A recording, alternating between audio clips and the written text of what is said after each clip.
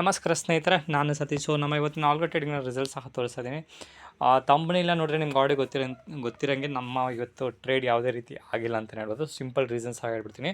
ಅದಕ್ಕಿಂತ ಮುಂಚೆ ನಮ್ಮ ಒಂದು ಪ್ರೊಫೈಲ್ನ ಅಥವಾ ನಮ್ಮ ಒಂದು ಪೋರ್ಟ್ಫೋಲಿಯೋದಲ್ಲಿ ಇರುವಂಥ ಒಂದು ಸ್ಕ್ರೀನ್ಶಾಟ್ನ ಮತ್ತು ಆರ್ಡರ್ ಬುಕ್ಸ್ನೆಲ್ಲ ತೋರಿಸ್ಬಿಡ್ತೀನಿ. ಯಾವುದೇ ರೀತಿಯ ಆರ್ಡರ್ಗಳನ್ನ ಎಕ್ಸಿಕ್ಯೂಟ್ ಆಗಿಲ್ಲ. ಬಿಕಾಸ್ ಆಮೇಲೆ ಯಾರು ಡೌಟ್ ಪಡಬಾರ್ದಲ್ಲ, ಅದಕ್ಕೋಸ್ಕರ ಟ್ರಾನ್ಸ್ಪರೆಂಟ್ ಇರಲಿ ಅನ್ನೋ ಪರ್ಪಸ್ಗೋಸ್ಕರ ಇವತ್ತು ವೀಡಿಯೋ ಮಾಡ್ತಾಯಿದ್ದೀನಿ. ವೀಡಿಯೋ ಮಾಡಬಾರ್ದು ಅಂತ ಅಂದ್ಕೊಂಡ್ರೆ, ಬಿಕಾಸ್ ಟ್ರೇಡಿಂಗ್ ಇಲ್ದಿರೋದ್ರಿಂದ ಮಾಡಬಾರ್ದು ಅಂತ ಅಂದ್ಕೊಂಡೆ. ಬಟ್ ನಮ್ಮ ಒಂದು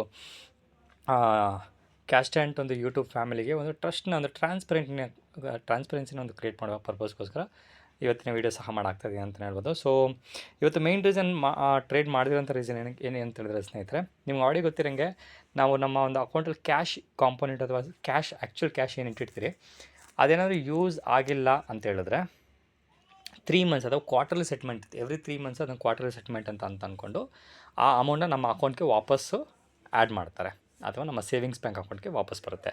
ಅದು ಈ ಶನಿವಾರ ಆಯಿತು, ಮೊನ್ನೆ ಶನಿವಾರ ಆದಮೇಲೆ ಫಂಡ್ ನನಗೆ ಆ್ಯಡ್ ಮಾಡೋಕ್ಕೆ ಈ ಒಂದು ಫ್ಲ್ಯಾಟ್ ಟ್ರೇಡಲ್ಲಿ UPIಯಿಂದ ಆಗ್ತಿಲ್ಲ, ಏನೋ ಒಂದು ಎರರ್ ಬರ್ತಿದೆ. ಅದಕ್ಕೋಸ್ಕರ ನಾನು ಅಕೌಂಟಿಂದ ಆ್ಯಡ್ ಮಾಡಿದ್ಮೇಲೆ ಇಮಿಡಿಯೇಟು ಆ್ಯಡ್ ಆಗಿಲ್ಲ, ಸ್ವಲ್ಪ ಲೇಟ್ ಆಯಿತು. ಅದಕ್ಕೋಸ್ಕರ ನೋಡ್ಬೋದು, ನಾನು ಆಲ್ಮೋಸ್ಟ್ ಒಂದು 30,000 ಆ್ಯಡ್ ಮಾಡಿದ್ದೆ. ಸೊ 30,000 ಆ್ಯಡ್ ಮಾಡಿದ್ಮೇಲೆ ಆಲ್ರೆಡಿ ಹೇಳ್ದಂಗೆ ನಾವು NEFT RTGSಯಿಂದ ಆ್ಯಡ್ ಮಾಡೋದ್ರಿಂದ ಇಮಿಡಿಯೇಟ್ ಬರೋದಿಲ್ಲ. ಸೊ ಸ್ವಲ್ಪ ಟೈಮ್ ಹಿಡಿಸ್ತು. ಸೊ ಆ ಒಂದು ಟೈಮ್ ಅಷ್ಟರಲ್ಲಿ ಮಾರ್ಕೆಟಲ್ಲಿ ಆಲ್ಮೋಸ್ಟು ಅಪ್ ಡೌನ್ ಮೂವ್ಮೆಂಟ್ ಆದಮೇಲೆ ಸೊ ಯಾವುದೇ ರೀತಿ ಟ್ರೇಡಿಂಗ್ ನಮ್ಗೆ ಆಪರ್ಚುನಿಟಿ ಸಿಕ್ಕಿಲ್ಲ ಅನ್ನೋ ಪರ್ಪಸ್ಗೋಸ್ಕರ ನಾನು ಆಲ್ಮೋಸ್ಟ್ ಹಂಗೆ ಬಿಟ್ಟಿದ್ದೀನಿ ಅಂತ ನೋಡ್ಬೋದು. ಯಾವುದೇ ರೀತಿ ಚಾರ್ಜಸ್, ಯಾವುದೇ ರೀತಿ ಏನೋ ಒಂದು ಡೀಟೇಲ್ಸ್ ಅದು ಅಂತ ಕರೀತಾರೆ, ಒಂದು ಚಾರ್ಜಸ್ ಆಗಿಲ್ಲ ಅಂತ ಹೇಳ್ಬೋದು. ಸೊ ಮಾರ್ಜಿನ್ ಹೆಂಗಿದೆ ಅದೇ ರೀತಿ ಒಂದು ಕಂಪ್ಲೀಟ್ ಆಗಿದೆ ಅಂತ ಹೇಳ್ಬೋದು.